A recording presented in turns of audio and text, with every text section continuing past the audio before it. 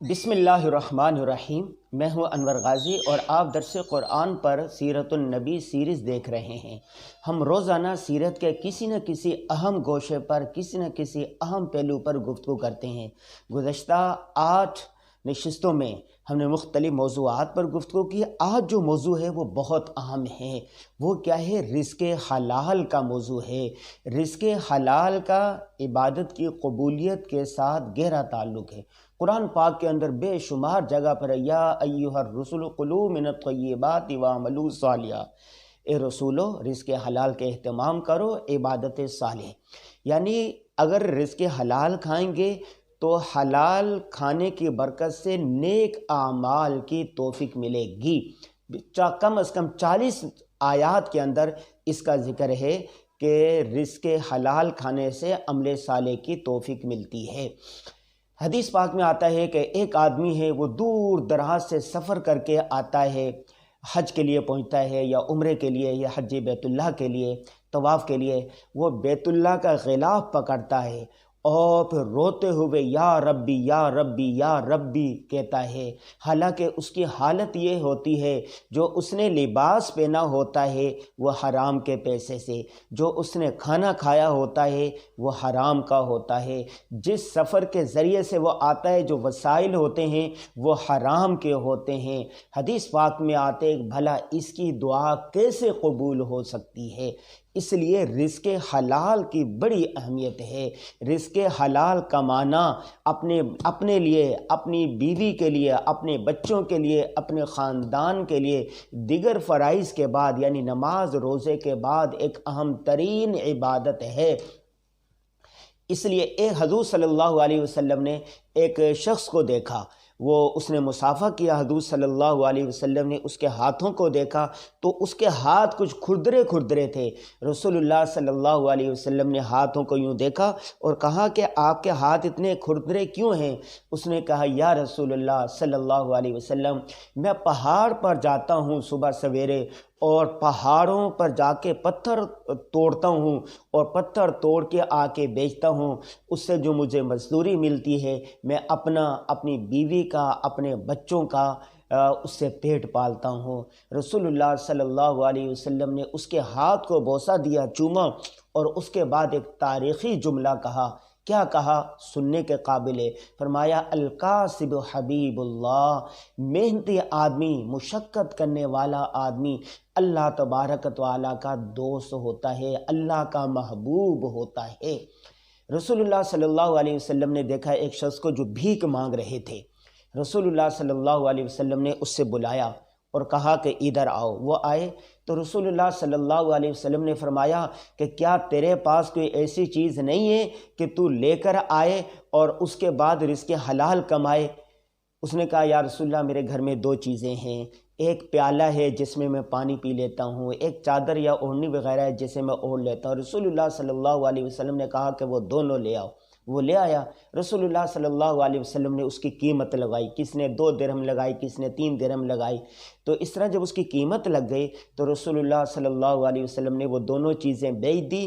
بیچنے کے بعد کہا کہ یہ 1 درہم سے جا کے تم اپنے لیے کھانے کا بندوبست کرو، اور 1 درہم سے جا کے کلہاڑی اور اس کا دستہ لے لو اور ایک رسی لے لو اور فلان جنگل میں جاؤ، وہاں سے لکڑیاں کاٹو اور بازار میں لا کر بیچو، اور ہاں اتنے دن تک مجھے نظر نہ آنا۔ چنانچہ اس نے ایسا ہی کیا، وہ جنگل سے لکڑیاں کاٹتا تھا اور پھر بازار میں آ کے بیچتا تھا۔ کچھ عرصے تک وہ کرتا رہا تو اچھا خاصا اس کے پاس مال و دولت جمع ہوگی۔ رسول اللہ صلی اللہ علیہ وسلم کے پاس آیا، اس کے چہرے پر خوشحالی تھی، اور رسول اللہ صلی اللہ علیہ وسلم نے دیکھ کر مسکرایا، فرمایا تو کیا ہوا؟ اس نے کہا یا رسول اللہ میں لکڑیاں کاٹتا ہوں، اچھا خاصی سے آمدن ہونے لگی ہے، میں اپنے بیوی بچوں کے پیٹ بھی پالتا ہوں اور کچھ پیسے بھی جمع ہو گئے۔ اس وقت آپ صلی اللہ علیہ وسلم نے ایک تاریخی جملہ فرمایا، کہا کہ یہ بہتر ہے یا وہ بہتر تھا کہ قیامت کے دن سوال کی ذلت، سوال کا نقطہ تیرے چہرے پر آتا، یقیناً یہ والا بہتر ہے۔ اس لیے رزق کلمہ پڑھنے کے بعد عبادات جو بنیادی عبادات ہے، نماز ہے، روزہ ہے، حج ہے، زکوٰۃ ہے، آپ جانتے ہیں نماز تو دن میں 5 مرتبہ ہے اور روزے سال میں 1 مرتبہ ہے، وہ بھی جس پر جو عاقل بالغ ہوتا ہے، حج اس پر ہے جو صاحب ثروت ہو، مالدار ہو، صاحب نصاب ہو، زکوٰۃ اس پر ہے جو صاحب نصاب ہو۔ اس کے بعد کیا ہے؟ اپنے لیے، اپنے بچوں کے لیے، اپنے بیوی کے لیے رزق حلال کمانا ضروری ہے، رزق حلال کمانا۔ مجھے ایک تاریخی واقعہ یاد آ رہا ہے، میں ایک علامہ یوسف القرضاوی کی کتاب کا مطالعہ کر رہا تھا، اس کتاب کا نام تھا مشکلات کا ذکر تھا اس کتاب کے اندر۔ تو انہوں نے لکھا کہ ابراہیم بن ادھم ایک بہت بڑے بادشاہ گزرے ہیں اور انہوں نے بعد میں درویشی اختیار کر لی تھی، وہ اولیاء اللہ میں اس کا شمار ہونے لگا تھا۔ ابراہیم بن ادھم اپنی مسجد کے اندر تھے، ان کے ایک مرید تھے، ان کا نام تھا شفیق بلخی، وہ تاجر پیشہ آدمی تھے۔ فجر کی نماز پڑھ کر ابراہیم بن ادھم سے ملے اور دعا کی درخواست کی، کہنے لگے کہ میں ملک شام یا فلاں ملک کے اندر میں تجارت کے لیے جا رہا ہوں، میرے لیے دعا کیجیے گا۔ انہوں نے دعا کی، برکت کی دعا کی، وہ چل پڑے۔